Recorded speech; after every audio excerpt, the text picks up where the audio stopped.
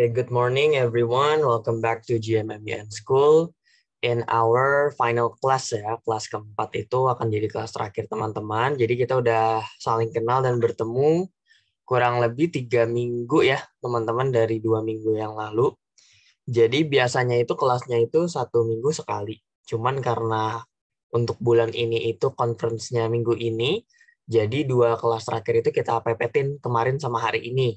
Ya, jadi teman-teman kalau misalkan mau ikut conference yang berikutnya, materinya keburu gitu ya. Terus juga di final class ini aku sangat-sangat encourage teman-teman untuk bertanya sebanyak-banyaknya aja. Karena after this, you will not be seeing me anymore, kecuali kalian daftar kelas JMMUN yang berikutnya.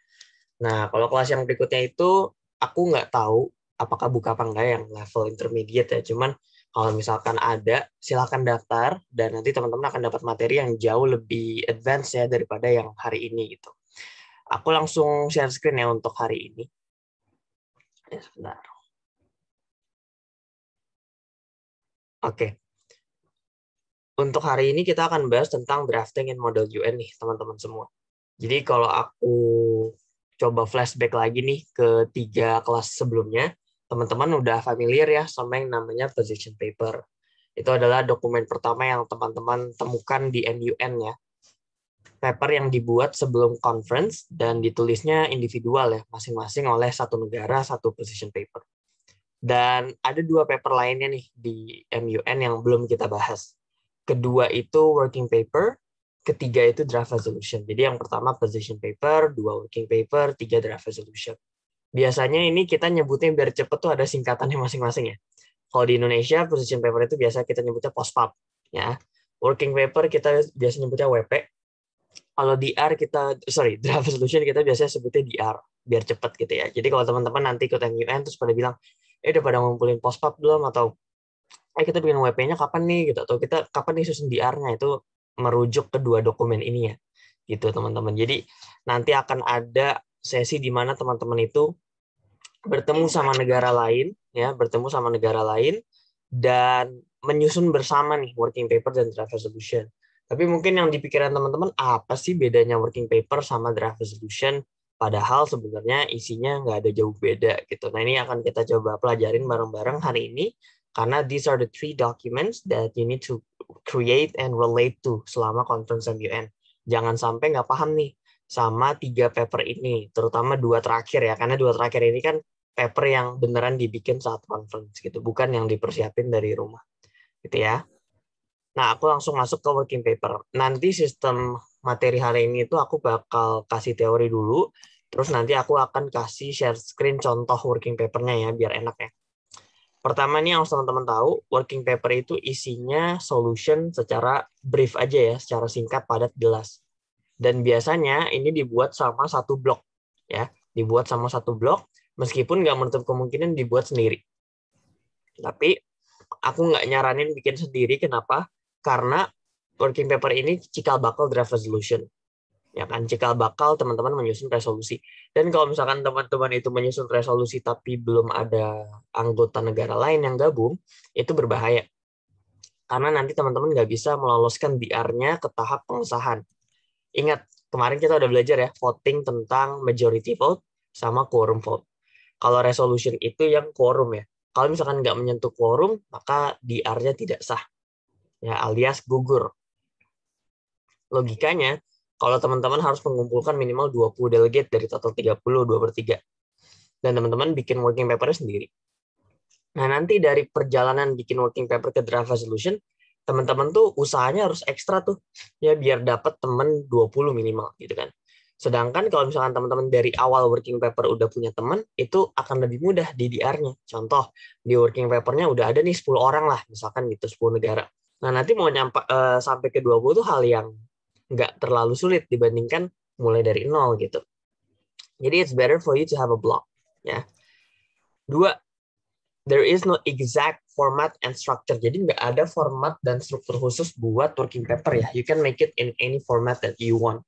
Kalian bisa bikin dalam bentuk dokumen Word, ya. Kalian bisa bikin dalam bentuk PowerPoint presentation. Kalian bisa bikin dalam bentuk infographic. Kalian bisa bikin dalam bentuk pointers, ya, bebas. karena emang nggak ada formatnya. Tujuan dari working paper itu cuman untuk menunjukkan diskusinya itu udah sejauh mana sih dilakukan gitu. Kalian udah bahas apa aja nih sejauh ini. Saat working paper-nya ditampilin di depan, ditampilin ya, bukan dipresentasiin, itu udah bahas apa aja kelompok teman-teman. Gitu ya. 3, you don't need to present it, you just have to discuss it later on di moderated caucus ya. Formal debate itu moderated caucus. Jadi teman-teman itu tidak perlu mempresentasikan, cukup discuss aja. Oke. Nah, ini aku stop share dulu. Aku pengen kasih unjuk buat contoh working paper-nya yang nanti akan aku kirim juga ke grup.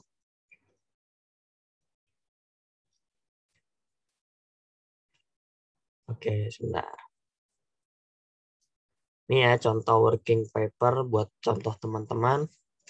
Ini adalah contoh working paper yang dibuat di council atau komitinya UNHRC ya. Dan topiknya itu adalah Cameroon Human Catastrophe. Di sini signatorisnya ada India, South Africa, dan seterusnya. Di sini kalau teman-teman lihat, dia itu pakai bentuk yang dokumen Word ya, tapi dia disusun dalam bentuk poin-poin. Kalau teman-teman perhatiin, dia itu dimulai dengan kata kunci. Ya mungkin untuk mempermudah chair atau mempermudah delegate lain bahwa yang sudah dibahas sama kelompok India dan kawan-kawan itu adalah 5 hal ini. Ya. Terus berikutnya baru dilanjutkan dengan dasarnya ya. Kira-kira matters apa nih yang penting, solusinya apa intinya dan seterusnya. Ya. Jadi teman-teman penting banget untuk paham bentuk apa yang mau teman-teman pakai di working paper. Ya. Kalau teman-teman search di Google misalkan working paper NUN.pdf. Nah, ini ada contohnya nih. Ini dia contohnya seperti ini. Ya. Hampir mirip sama draft resolution tapi nggak sama. Ya. Dia cuman inti-intinya aja ya. Pembukaan gini doang. Terus inti resolve-nya apa? Ya. Kita coba lagi ke contoh kedua nih. Ya, misalkan yang ini SLMUN. Nah, ini ya contohnya ya. Tuh, dia langsung nomor 1 A B C D dan seterusnya. Ya, ini contoh yang kedua. Nah, contoh yang kedua bahkan langsung 7 angka ngejelasin masing-masing mau ngapain gitu kan. Dan ini gak ada yang salah, gak ada yang benar. Karena working paper itu they don't have a format, ya. It doesn't have a format, doesn't have structure. You can have any format that you want, as long as it points out the discussion that you have had with your team. Ya, jadi nggak apa-apa mau bentuk apa aja, as long as itu ngebahas yang udah dibahas. Ya, jangan ngebahas yang belum dibahas. It's going to be noticed by the chair. Kalau misalkan kalian bahas sesuatu yang belum dibahas. Contoh, topiknya itu lagi bahas pencegahan kebakaran hutan. Ya, yang dibahas tuh baru pencegahan, sosialisasi, terus penindakan. Teman-teman belum bahas cara mengembalikan hutannya misalkan, baru pencegahannya aja. Nah, itu kalau belum dibahas nggak boleh ditaruh di working paper. Ya. Tapi nanti kalau udah dibahas boleh ditaruh di draft resolution. Gitu ya. Jangan sampai yang belum dibahas ditaruh di working paper, terus nanti malah masuk ke draft resolution, terus pas tim lawan ngelihat, kayaknya kita nggak pernah bahas ini deh, kok tiba-tiba bahas ini gitu. It might be noticed by the chair dan itu mungkin jadi poin minus gitu buat kalian gitu. Tapi intinya apakah boleh Kak kita masukin sesuatu yang belum dibahas? Jawabannya boleh, tapi jangan di working paper. Ya, di draft resolution aja dan pastikan itu masih berkaitan sama yang sudah dibahas. Ya, karena kalau belum nggak berpotensi dilawan sama tim lawan aja, tapi sama tim internal sendiri. Nanti kalau mereka ada yang bingung, we've never had a discussion on this one. How did this come up on this resolution? Gitu kan? Itu akan memicu perpecahan dalam grup internal dan itu bahaya. Ya jangan sampai grup internalnya nggak kuat, ditekan sama eksternal juga ikut nggak kuat. Gitu ya. So that's just an example of the importance of always discussing every single matter with your team, regardless of how you think the issue might affect each other. Gitu. Jadi if you think that this is important, if you think that this is crucial to be discussed, then discuss it with your friends, discuss it with your team. Do not, automatically put this on the working paper without consulting with other countries, because it might cause conflict internally and externally. Ya, jangan sampai seperti itu. Oke, ini contoh working paper aja. Ini aku download ya. Aku download, aku kirim ke grup. Karena menurut aku ini bagus nih contohnya. Ya, ini aku sekalian kirim sama PPT ya.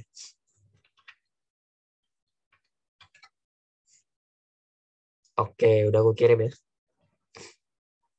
Sekarang aku lanjut lagi ke contoh working paper yang tadi. Oh, sebelumnya ada pertanyaan nih. Dari Areta, Kak, bagaimana caranya membentuk blog? Ah, ini penting nih.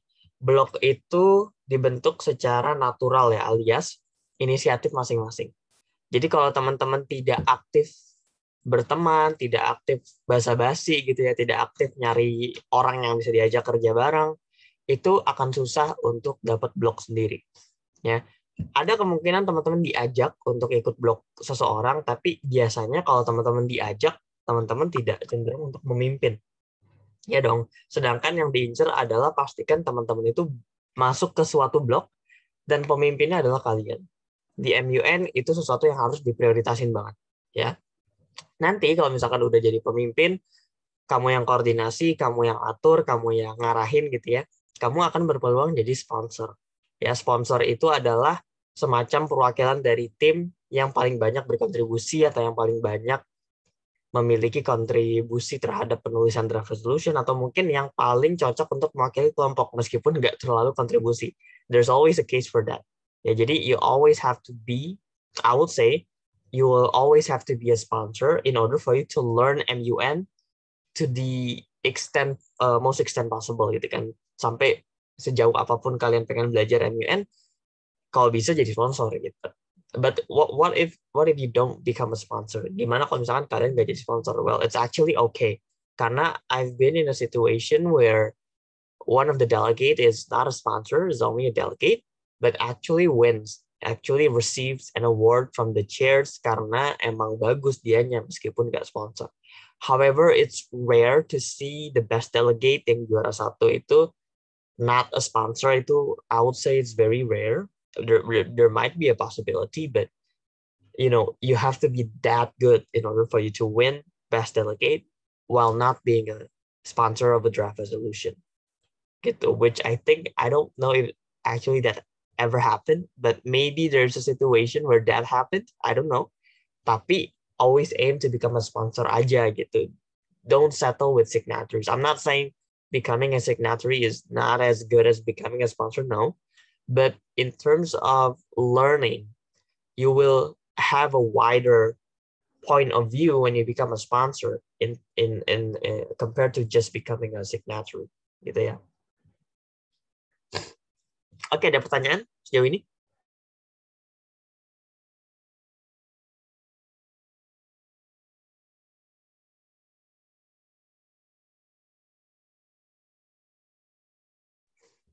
Ya, ada ya.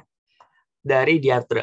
Kak, mau tanya untuk working paper ini, kita nyari temannya boleh dari negara lain, dan untuk working paper ini berapa lama cara memberikan waktu mengerjakan? Oke, boleh banget cari teman, bahkan emang harus dari negara lain ya, atau dari teman yang beda negara nggak apa-apa, selama satu pendapat sama working paper masing-masing, gitu ya. Terus berapa lama ngerjainnya? Aku akan bilang sekitar dikasih waktu 1 hari ya, 1 hari biasanya. Jadi hari pertama sorenya itu bakal dikasih tahu bahwa chairnya udah bilang working paper is now open for submission, udah boleh dikumpulin, dan biasanya di close-nya itu besok paginya.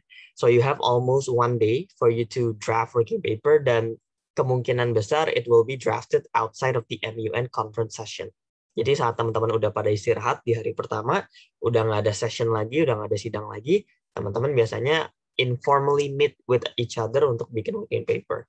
However, ada beberapa chair juga yang mengharuskan the drafting of the working paper to be conducted during the MUN conference sessions. Ada juga yang seperti itu. Jadi mereka melarang dibuatnya itu pas lagi istirahat karena itu waktu istirahat. You only have to make it during MUN conference session gitu. Jadi my answer would be to always ask the committee or the chair regarding the working paper deadline, because we never know. Every chair has their own preference. Every chair has their own consideration when it comes to deciding the quality of a working paper. So what you can do is to always ask regarding the details, the particulars, the deadlines, the technicals, everything related to working paper, you're gonna have to ask directly to the chair. Ya, jangan imagine sendiri, jangan speculate sendiri. Always ask for confirmation, because when you're not asking, you're going to be blindsided about the real details of the working paper. Jangan sampai teman-teman beranggapan sendiri, nggak mau nanya karena malu, akhirnya salah bikin working papernya, udah capek-capek bikin, ternyata salah, sedangkan yang diminta cari itu A, kamu bikinnya B, it will waste your time. Yeah, it will also give a bad impression to the chair because you're not asking.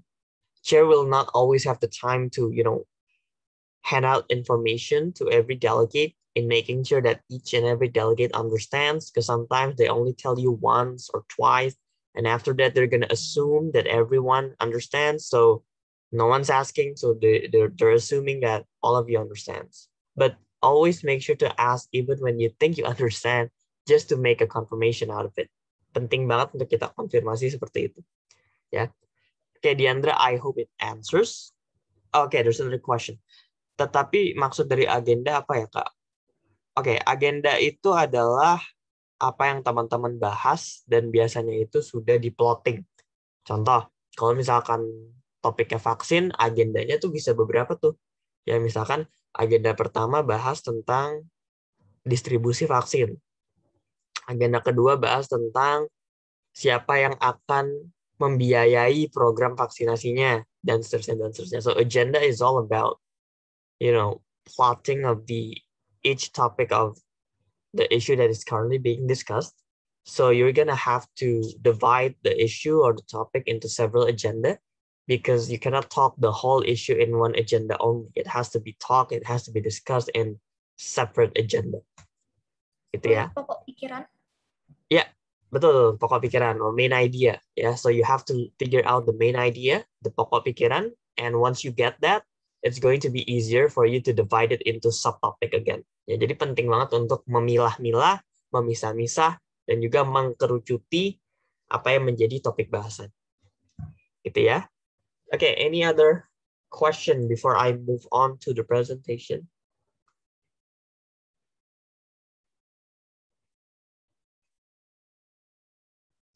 Nggak ada? If not, I will continue with the PowerPoint ya.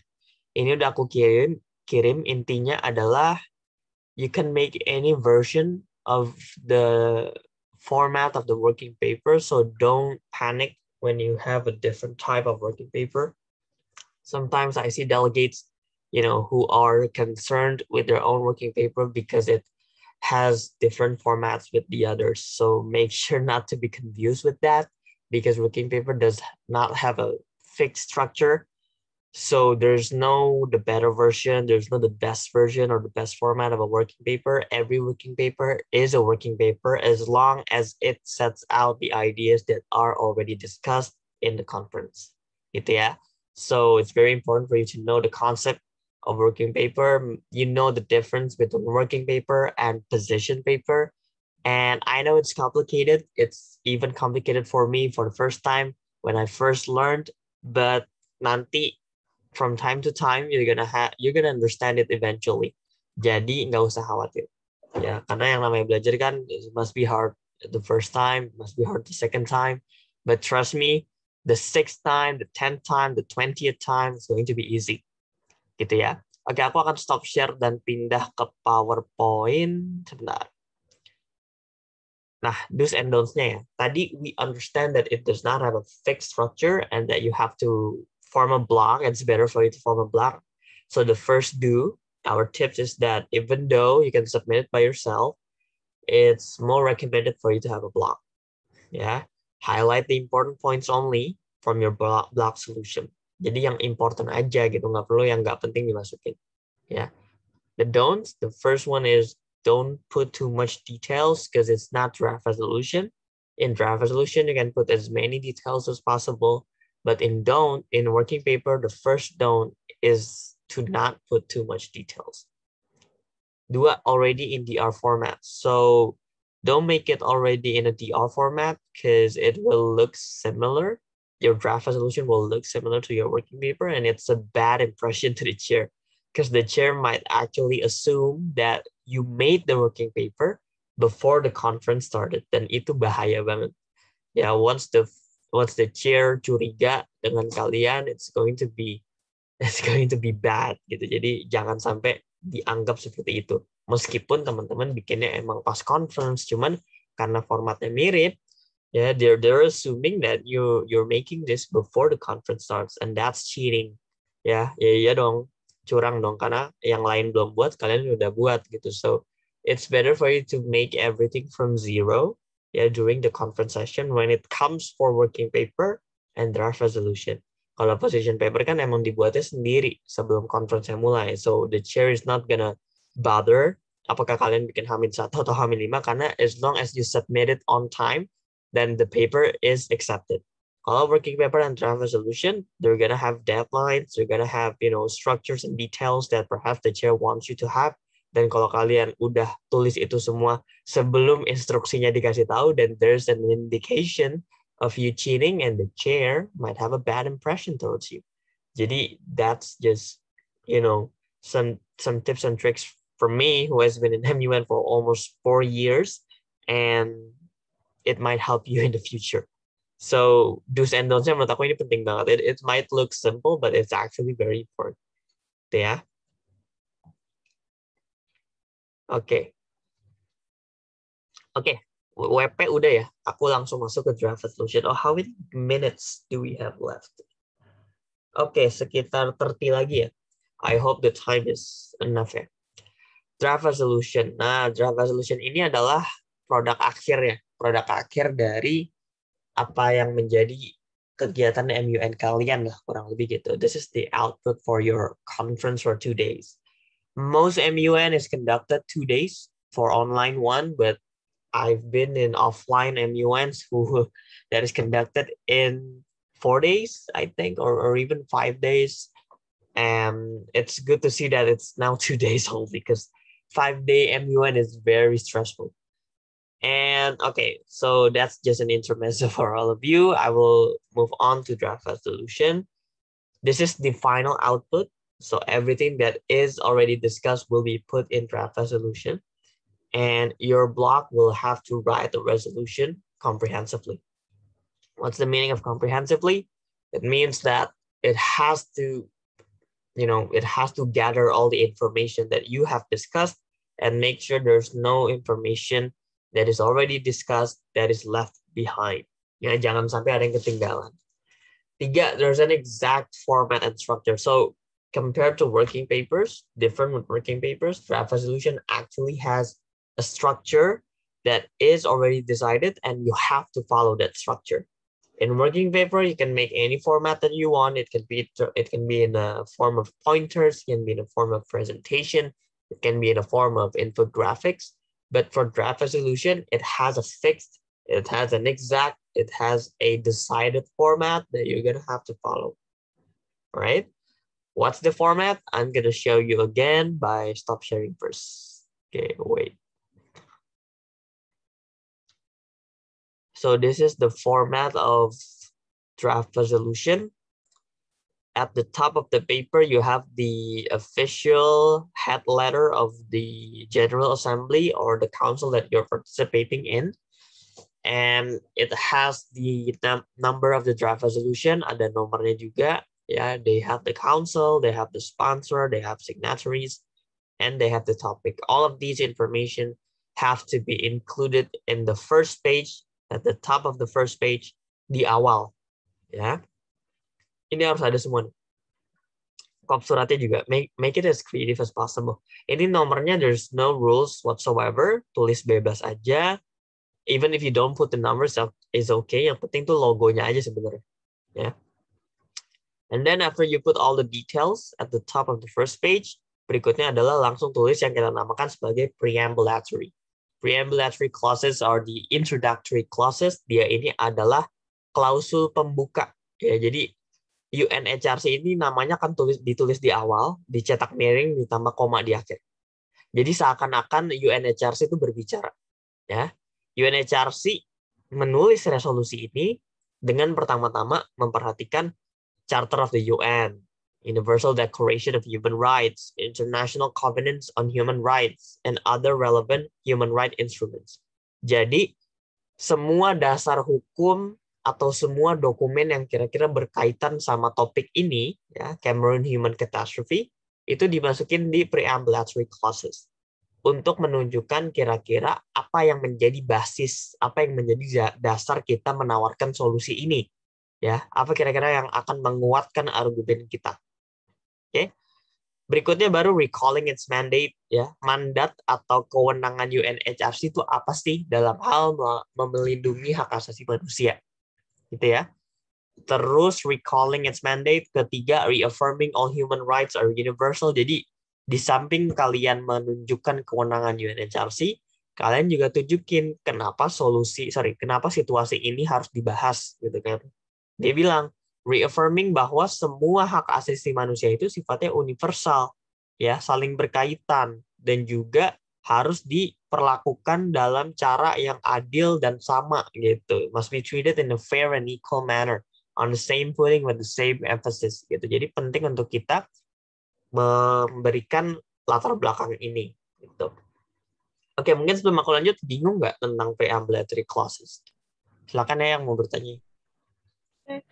Itu lagi nge-share draft resolution atau working paper? Soalnya yang aku lihat di sini itu working paper yang tadi. Oh, really? Share Oh, screen-nya. wait. Oh, okay, wait. Oh, I see. Wait, sorry. Ah, I see. Wait, oh my God. Okay, I'm sorry. Okay, this one. It's okay, It's, smart. is it showing? No? It's uh, Still working paper ya? no. Ah, okay, wait. Enggak, udah bukan working paper sih. Okay, wait. I'm just gonna to make it easier. Okay. Okay. Nah, udah ya. Okay, sip. Thank you, Diandra, for pointing out. Okay, so brief flashback. So what I was referring to was this one. Dia punya letterhead khusus ya, kop surat ya, khusus with a logo on it and the details of the council, the sponsor, signatories, and topic. Dan ini tadi yang aku maksud ya. So this is what we call as preambulatory clauses.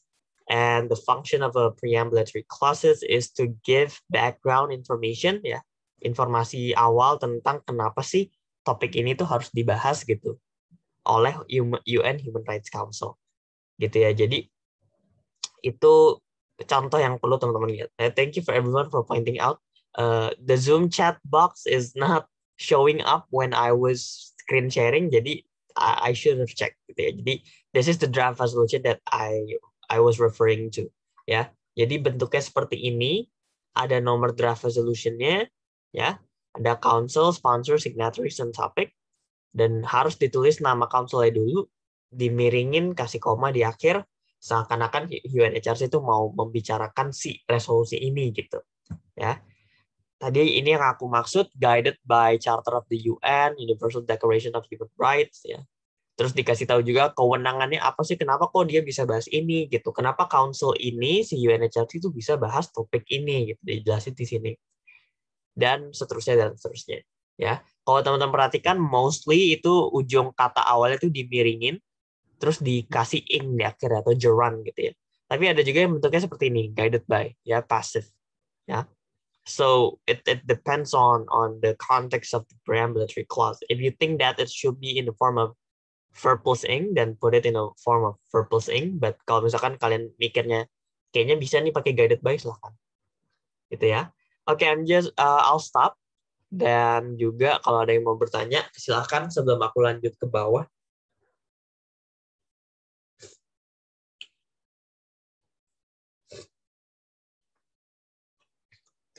Oke, kalau nggak ada, aku lanjut ke yang bagian berikutnya. Nah, bagian berikutnya ini namanya itu adalah operative clause, di mana sesuai namanya dia itu operate ya, untuk mengoperasikan aksi ya. Jadi apa yang menjadi tindakan itu dioperasikan gitu. Oke, there's a question from Diandra. What's a charter? Charter itu bahasa Indonesianya statuta. Statuta itu semacam UUD 45-nya PBB lah gitu ya kurang lebih ya. Jadi dia itu dokumen yang isinya itu menentukan tentang kewenangan PBB itu apa, kenapa PBB dibuat, dan apa yang menjadi tugas-tugas PBB.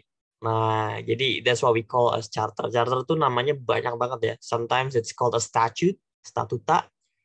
Charter itu bahasa Indonesianya piagam. Kita biasanya nyebutnya piagam PBB. Ya, charter, statuta, ada yang kita nyebutnya treaty. Ya, there's other names untuk nyebut si charter ini. But mostly kalau PBB itu we use charter gitu ya. Kalau treaty itu we're referring to perjanjian internasional. Jadi ini biasanya perjanjian yang dibuat oleh negara-negara gitu ya. Kalau charter itu bukan perjanjian yang dibuat negara karena charter ini kan piagamnya si PBB. Jadi otomatis Undang-Undang 45-nya si PBB. Sama kayak Undang-Undang 45 Indonesia kan dibuat sama Indonesia, bukan Indonesia sama negara lain. It's different. Oke. Ini pertanyaannya bagus. So it's the definition of charter itu ya. Oke, aku lanjut ke sini. Endorses, affirms, dan seterusnya. Bentuknya kalau bagian kedua itu dikasih nomor dulu ya. Dikasih nomor, terus kata kerjanya itu ditambah S atau IS, terus di garis bawah, tapi nggak perlu dimiringin. Ya. Dan ini biasanya ruang kreativitas kalian tuh diuji di sini. Contoh, endorses the implementation of serial Cameroon Peace Plan as a collaborative framework to resolve the issues that has systemic mechanism which could be elaborated as follows. Nah, jadi teman-teman di sini negara-negara sponsor DR-nya itu mengusulkan adanya solusi sereal Cameroon Peace Plan. Ya, penjelasannya di bawah. Contohnya apa? Misalkan yang ketiga acknowledges the actors capable of providing assistance for the Cameroon national government, which include but not limited to. Nah, setelah nomor 3 ini, kita bisa nambah sub-point lagi, atau sub-operative clause. Terus berikutnya, kurang lebih sama. Ini cuman perbedaan cara teman-teman ingin menampilkan solusinya seperti apa. Ada solusi yang cukup satu paragraf seperti ini, ada solusi yang perlu dirinciin contoh-contohnya. Misalkan seperti nomor 5. Kak, aku harus yang gimana nih? Yang paragraf, yang rinci, atau yang mana? There's no regulation on that. Bebas. Ya. Kalian mau perpaduan antara keduanya boleh. Mau semuanya paragraf aja tapi panjang, it's no problem. So there's no limitation on what type of clauses that you're going to put in operative clauses. Nggak ada batasannya.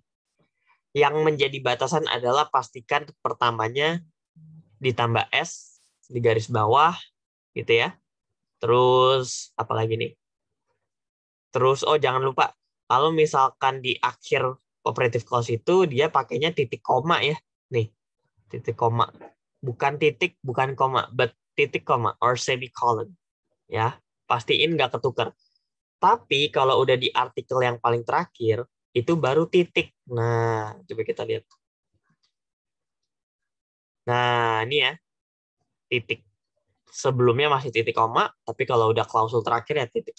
Kenapa kayak gitu Kak Abdur? Karena ini satu kesatuan dokumen. Tadi kan aku udah jelasin di awal bahwa seakan-akan tuh human HRC nih, UNHRC yang ngomong nih dari bawah sampai dari atas sampai akhir. Jadi dia ngomong, aku ngomong tuh berdasarkan Charter of UN. Aku tuh ngomong ini karena kewenangan aku untuk melindungi atau mempromosikan pelindungan HAM. Aku tuh ngomong gini karena aku mengakui bahwa setiap negara itu punya kebutuhan untuk menghormati kedaulatan negara lain, ya. Dan karena ini semua, aku berpendapat nih seakan-akan UNHRC yang ngomong ya. Aku berpendapat bahwa kita perlu untuk affirm the need for clear characterization. Kita perlu nih melakukan karakterisasi yang jelas terhadap siapa aja nih yang menjadi aktor, yang menjadi pelaku, yang menjadi pihak-pihak dalam si krisis Anglophone Cameroon ini. Ya. Dan seterusnya sampai akhirnya yang terakhir baru dikasih tanda titik. Biasanya yang terakhir itu kata yang dipakai adalah calls upon di garis bawah. Calls upon the national government of Cameroon and Anglophone society to respect and collaborate during the justice process. Gitu ya. Oke. Itu aja buat draft resolution contohnya. Ini question sebelum aku lanjut ke PowerPoint terakhir, since we already have 15 minutes left.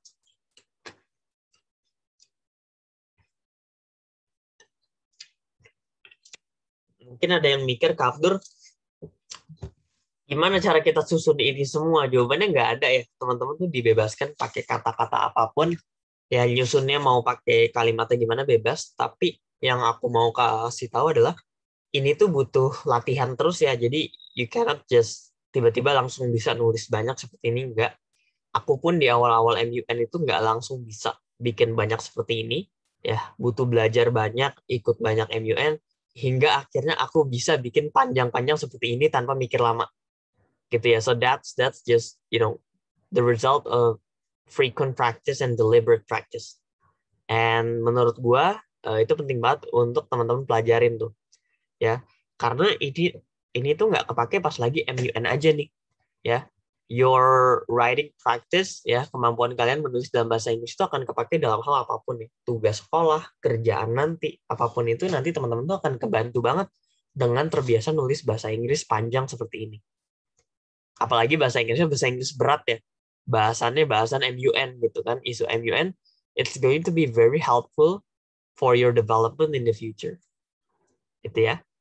Oke, ada pertanyaan dari Milvian. Kak, berarti DR ini akan dibuat sama semua delegate? Well, nggak semua, tapi sama beberapa blok aja. Ya. Misalkan ada 30 delegate, nggak berarti 30-30-nya bikin DR, nggak. Biasanya itu 15 bikin satu, 15 sisanya bikin satu. So we have two draft resolution. Nah, karena draft resolution-nya ada dua, mau nggak mau di voting kan. Nah, di votingnya gimana? Pakai cara yang kelas kemarin. Minimal 2/3 dari total harus setuju, bukan abstain ya, setuju terhadap DR salah satunya. Kalau salah satu DR atau dua-dua DR ini nggak ada yang menyentuh minimal 20, maka DR-nya nggak ada yang sah. Gitu ya. So, it will be made by several blocks, but each block itu nggak semua delegate tergabung dalam satu blok yang sama. They might be separated in different blocks. Gitu ya. Oke, semoga menjawab. Aku stop share, aku lanjut ke PowerPoint. Nah, ini strukturnya yang tadi aku udah bilang. Kita punya heading, kita punya body, preambulatory, sama operative. Ya. DR number-nya tadi juga udah teman-teman lihat ya, ditaruh, jangan lupa biar share-nya nggak ketuker. List of sponsor dan signatory. Oke, ini ada question lagi nih. Dari Diandra. Kak, DR ini dibuat dengan blog, lalu di dalam DR ini kita bikin bareng tim, so we're not all alone. Yes, betul banget. Jadi kalian bikinnya bareng sama blog, nanti pas bikinnya itu nggak sendirian. Jadi bukan bikin sendiri, terus cari temen, nggak. Kalian cari temen, bikin. Nah, gitu ya. Jadi dapat temen dulu, baru bikin bareng. Nah, tadi seperti yang aku bilang, biasanya nih, teman-teman DR kalian tuh bakal sama, kurang lebih sama. Nggak selalu sama, cuman kurang lebih sama teman-teman working paper kalian. Makanya kita rekomendasiin banget buat teman-teman itu dari working paper tuh udah punya teman. Jadi nanti pas DR tuh tinggal cari-cari lagi. Ya, nggak perlu dari awal. Gitu ya. So you will make it together with your other friends in the same block. But at the same time, you're gonna have to invite new delegates to come over, gitu kan, to be a part of your team. Gitu ya. Jadi bagi tugas aja. Ada yang fokus nulis, fokus ngerahin, ada yang fokus nyari teman gitu, atau networking ke delegate baru. Gitu ya. Oke, ini sponsor signatories, bedanya tadi aku bilang kalau sponsor itu biasanya lebih dominan, ya. Terus biasanya ada maksimal angkanya, dan nggak bisa satu negara jadi dua sponsor di dua DR berbeda. Nggak bisa ya. So you can only be a sponsor in one DR. Kalau kalian pengen jadi dua DR sekaligus, kalian nggak bisa sponsor, kalian bisa signatories. Kalau signatories boleh, kalian boleh jadi signatories di lebih dari satu DR. Ya, tapi signatories ini biasanya cuma support aja. They don't dominantly build the DR, they don't author the DR dominantly juga. Jadi emang tergantung teman-teman nih aim-nya apa nih. Ya, kalau emang pengen memimpin, it's better for you to become a sponsor. But kalau kamu pengen fokus ke maybe, giving contribution to the discussion, I think being a signatory is more recommended. Ya, meskipun in practice generally when you become a sponsor atau kalau kamu udah ikut MUN, you're not gonna have time to visit every single block karena belum lagi council yang 100 orang yang bloknya mungkin bisa 7 gitu ya. There's probably no time for you to visit every single block. So instead focus on one and become a sponsor from that team. Gitu ya. Oke. Nah, ini preambulatory clauses yang tadi aku bilang, dia ini opening, ya biasanya, nggak selalu, tapi biasanya itu verb ing, dan biasanya isinya adalah latar belakang dan legal basis atau dasar hukum. Ya, dokumen-dokumen, dan seterusnya. Ini contoh kalimat yang dipakai di awal, you don't have to memorize everything, di screenshot aja, nanti kan udah aku kirim PPT-nya juga ya. Intinya adalah, nggak semua kata bisa dipakai, so mostly yang kita pakai itu adalah kata-kata di sini. Ya, fulfilling, expecting, reaffirming, keeping in mind, noting with deep concern, dan seterusnya. Operative clause ini adalah esensi utama dari DR kalian, ini adalah solusi dari resolusi kalian, dan biasanya bentuknya verb 1 ditambah S atau IS. Ini contoh kata yang bisa dipakai. Ya, accepts, emphasizes, draws the intention, reminds. Ingat, ini bukan milih kata ya, tapi sesuaiin sama konteks. Contoh, endorses, sama encourages sama emphasizes beda dong. Kalau emphasize itu kan menekankan. Kalau encourages itu kan mendorong.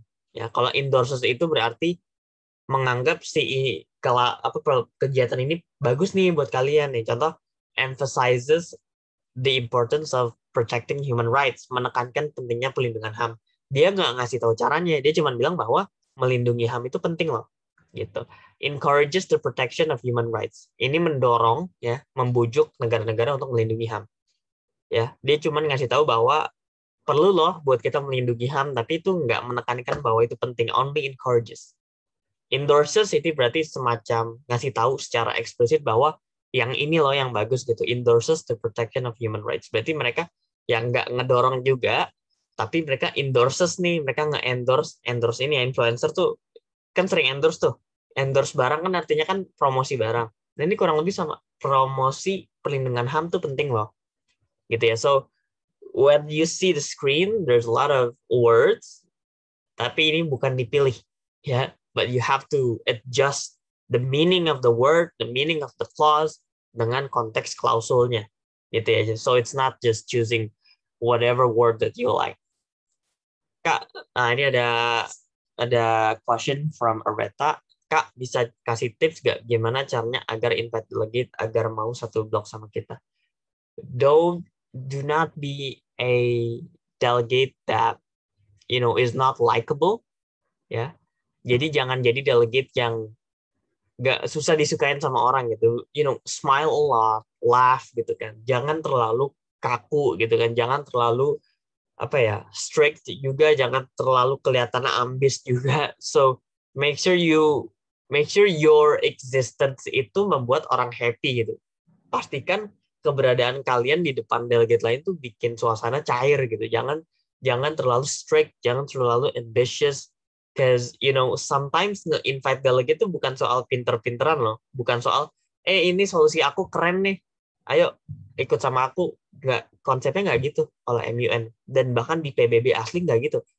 It's all about politics, how well you can connect with the delegates. Mungkin solusi kalian tuh biasa aja di depan delegate yang kalian mau ajak, tapi kalian tuh pinter ngajakinnya tuh enak gitu, and they respect you for that, dan mereka akhirnya mau join meskipun solusi kalian menurut mereka biasa aja gitu. So it's not always how good your solution is, but it's also about how good you can invite others as well. Dan itu skill yang kita namakan sebagai diplomasi. Ya, diplomasi itu soal itu.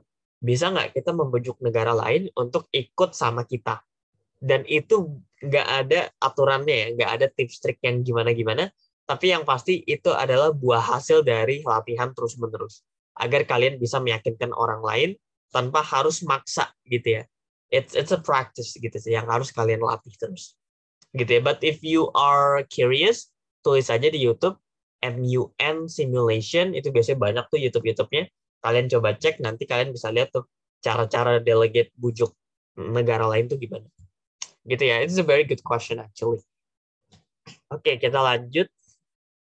Oke, ini terakhir ya. Untuk draft resolution itu sebelum di voting di-introduce dulu ya. Jadi motion introduction of DR tuh harus diangkat dulu. Nanti ada presentasi kurang lebih 10 menit oleh sponsor aja biasanya. Baru nanti discussion moderated caucus, versi formatnya sama moderated caucus. Mau moderated caucus yaitu yang 15 menit, tapi 1 menit 1 orang, atau 20 menit 2 menit 1 orang, bebas. Formatnya sama, tapi topiknya harus tentang draft resolution. Setelah discussion, baru nanti quorum vote, ya 2/3. Kalau misalkan mau disahkan, minimal 2/3. Kalau ada 3 DR, nggak ada yang 2/3, maka nggak ada yang lolos. Oke? Nah, ini awards-nya. Jadi MUN ini selain conference, dia juga lomba sebenarnya. Kalau kalian menang, kalian akan dapat 5 penghargaan ini. Best Delegate itu juara 1, Most Outstanding juara 2, Honorable Mention juara 3, Verbal Competition itu juara harapan, Best Position Paper itu position paper terbaik. Ya, kadang Best Position Paper ini dinilai hanya dari papernya aja. Jadi kalau papernya bagus tapi delegate-nya biasa aja di conference-nya, kadang bisa dapat, tapi ada chair juga yang menilai keduanya. Kalau menurut chair-nya papernya bagus banget, tapi pas lagi conference mereka biasa aja, kadang nggak menang tuh. Mereka cari yang balance keduanya. Ya, jadi it depends on the chair's preference of awarding, gitu ya. Untuk verbal commendation biasanya pemenangnya lebih dari 1, kadang bisa 3 bahkan 5, gitu ya. Honorable mention, most outstanding, best delegate, generally biasanya 1 penghargaan, 1 orang, 1 negara, gitu ya. Oke, that's the last part of our class. Pas ya, udah 11.45, mau 11.45. You don't have to be great to start, but you have to start to be great. Kalian kalau pengen jadi orang yang hebat, itu mulainya harus dari sekarang. Ya. Dan untuk memulai itu nggak harus jadi orang sukses dulu. Ya, untuk memulai nggak harus hebat dulu. Tapi untuk jadi orang hebat, kalian harus memulai sedini mungkin, secepat mungkin. Gitu ya. Oke, kita buka question and answer session ya sebelum kita tutup. Karena this is our last class, maybe everyone mau nanya sebanyak-banyaknya, the floor is very open for question and answer. Nah, ini dari Milvia nih. Kak, mungkin pertanyaanku sedikit jauh dari topik, nggak apa-apa. Apakah seluruh committee session akan selalu dibuka dengan GSL, motion, atau moderated caucus? The answer is yes. Ya, akan selalu dibuka dengan GSL. Setelah GSL baru lanjut motion, baru lanjut moderated caucus. However, kalau udah sesi terakhir, biasanya udah nggak perlu lagi tuh moderated caucus, karena udah tinggal voting aja. Kecuali kita lagi diskusi yang terkait pembahasan draft resolution, ya itu kan masih moderated caucus tuh. Setelah itu selesai, biasanya langsung fokus ke voting. Udah nggak ada GSL lagi, udah nggak ada motion lagi. But apart from that, every single session will be started with a GSL. Dari Melvino, Kak, ada saran untuk first timer nggak yang baru masuk MUN? Ikut yang banyak, terutama yang online, ya. Karena zaman aku itu online MUN tuh nggak kayak sekarang, di mana banyak banget. Dan aku kalau jadi kalian bisa ikut MUN online tuh aku bakal ikut sering banget sih. Karena kalau ikut MUN offline itu capek teman-teman. Kalian keluar kota, kalian bayar tiket transportasi, kalian harus persiapan macam-macam. Itu capek banget. Online tinggal buka laptop, kalian ikutin aja, kalian pelajarin. Ya. Jadi aku akan saranin untuk kalian ikut yang banyak, dan di salah satu MUN itu pastikan kalian lihat kira-kira ini delegate yang jago, yang senior, yang udah keren banget tuh mana. Terus kalian perhatiin cara dia ngomong, kalian perhatiin cara dia memimpin, kalian belajar, kalian kenalan. Selesai MUN, kalian harus kenalan, follow Instagramnya, atau mungkin add WhatsApp kontaknya, nanti tanya-tanya di situ. Karena mereka ini senior yang bisa ditanya-tanya. Sayang kalau nggak ditanya. Aku dulu kayak gitu. Sama kalau aku ikut MUN tuh, setiap aku lihat, wah ini orang pasti menang nih, aku bakal langsung kenalan sama dia, ngobrol, dan tanya-tanya tentang MUN. Dan itu yang bikin ngebantu aku sampai sekarang. Gitu. Jadi penting banget buat teman-teman tuh membuka isi kepala untuk siap diisi sama ilmu sama yang lebih senior. Gitu ya. Jadi buat first timer jangan pernah nggak bertanya. Selalu bertanya. Ya. Oke. Dari Milvia. Kak, minta tips dong apa aja yang perlu disiapin untuk ikut MUN. Oke, pastinya teman-teman harus riset sebanyak-banyaknya, itu penting banget. Terus yang kedua, bikin semacam rangkuman speech bank. Ya, dulu aku waktu masih awal, aku selalu nulis inti-inti dari setiap yang aku mau ngomongin tuh apa. Jadi nanti pas lagi aku harus ngomong, aku tinggal lihat catatan itu, aku jadi keinget apa yang harus dibahas. Jadi penting banget untuk teman-teman itu punya catatan ringkas terhadap kira-kira apa aja nih yang akan dibahas. Ya. Terus dari Areta, Kak, saat MC Inggris kita average, apakah boleh? Boleh banget. Justru teman-teman itu Inggrisnya akan meningkat selama ikut MUN-nya sering. Ya. Jadi Inggris average tuh nggak apa-apa selama komunikasinya itu pesannya tersampaikan. Lebih penting pesannya tersampaikan meskipun Inggrisnya average daripada Inggrisnya advanced banget, bagus banget. Tapi pesan yang ingin disampaikan tuh nggak jelas. Which this is actually often happens in MUN. Anak-anak yang Inggrisnya bagus banget, tapi pesannya itu nggak nyampe di penerima informasi. Yang dengerin dia, itu nggak nangkep. Dia itu ngomong apa ya, kok kata-katanya ribet banget, tapi kok kita nggak paham nih dia ngomong apa. So it's better for you to have an average English. Yang penting pesannya tersampaikan. However, I would highly encourage for you untuk punya dua-duanya. Ya, Inggrisnya bagus, pesannya tersampaikan. Ya, it's very important for you to have both instead of just choosing one. Ya, jadi penting untuk dilatih dua-duanya. Another question from, dari Diandra. Kak, gimana cara kakak menentukan apa yang dibahas dan kapan dipakainya? Cara nentuin yang dibahas itu apa? Cek study guide. Ya, bagian karmanya, masih ingat ya, question or resolution must answer. Terus kalian pretelin tuh, ya. Misalkan ada 5 pertanyaan yang diminta sama chair untuk dijawab, dari 5 itu ada cabangnya nggak? Kira-kira kalau misalkan pertanyaan pertama, apakah vaksin ini perlu digratiskan untuk seluruh masyarakat? Misalkan pertanyaannya itu dari chair. Kalian perlu bikin pointer sub-sub lagi tuh, ya. 1, poin pertama, kenapa vaksin harus gratis? Poin kedua, kalau vaksin bayar, konsekuensinya apa? 3, kalau vaksin gratis, siapa yang mau bayarin? Kan harus bayar juga ke yang bikin vaksin. Jadi meskipun pertanyaan yang dikasih itu satu, tapi kalian harus bikin cabang-cabang ya untuk mempermudah memahaminya. Oke? Terus kapan dipakainya? Selama speech dan selama motion ya. Penting banget untuk teman-teman itu punya semacam rencana untuk kapan pakai agenda-agendanya atau sub-sub topiknya. Nggak selalu akan dipakai, iya, tapi teman-teman akan selalu perlu punya itu sebagai cadangan kalau tiba-tiba ngeblank di tengah jalan. Dan itu aku pernah terjadi, aku tiba-tiba kok kayaknya udah kebahas semua, aku jadi nggak tahu nih mau bahas apa. Padahal aku udah keburu angkat tangan nih mau ngomong gitu. Akhirnya karena ada catatan ringkas, oh yang ini belum dibahas nih. Akhirnya aku bisa pakai. Gitu ya. So it's very important for you to map out your strategy biar semua yang udah kalian siapin itu kepake. Ya, kalaupun nggak kepake, nggak apa-apa, jadiin itu sebagai cadangan ke saat-saat dimana kalian kemungkinan akan ngeblank. Gitu ya. Oke. Any other question? Wah, pas nih, udah 11:45 sejam ya. If not, thank you everyone. Nggak akan ada PR lagi, tenang aja. This is our last class. Our program juga sudah berakhir. Tapi kita keep in touch aja, teman-teman. Add WhatsApp aku aja. Kalau misalkan tiba-tiba 2 minggu dari sekarang keinget sesuatu, pengen nanya ke Kak Abdur, silakan. I'm very open. Di WhatsApp, chat aja. Kalau aku lagi available, aku akan jawab secepatnya. Dan teman-teman boleh tanya tentang MUN, boleh tanya tentang yang lain juga. Ya, dipersilakan banget. Oke, no more question. I will say thank you so much. Maaf kalau misalkan aku ada salah-salah kata selama 4 kelas terakhir.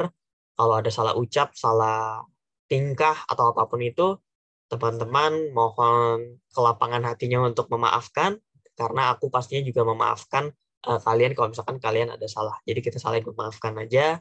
Ini udah kayak Idul Fitri ya, cuman intinya adalah this is not a goodbye, karena teman-teman akan ketemu aku lagi di kesempatan yang lain. Kita nggak tahu kesempatan apa, cuman I really believe there must be a chance kita meet each other again. Ya, untuk linknya nanti akan aku kasih setelah ini langsung. Itu ada recording, ada materi, dan linknya akan selalu available for access. Jadi teman-teman bisa untuk download itu kapanpun teman-teman mau. meskipun programnya udah selesai. Gitu ya. Oke, nggak ada lagi dari aku. Makasih banyak dan kita ketemu lagi di kesempatan yang lain. Thank you semuanya. Sukses ya semuanya ya. Thank you, Thank you, sir. Kak. Yuk. Sir. Thank you semuanya. Thank you.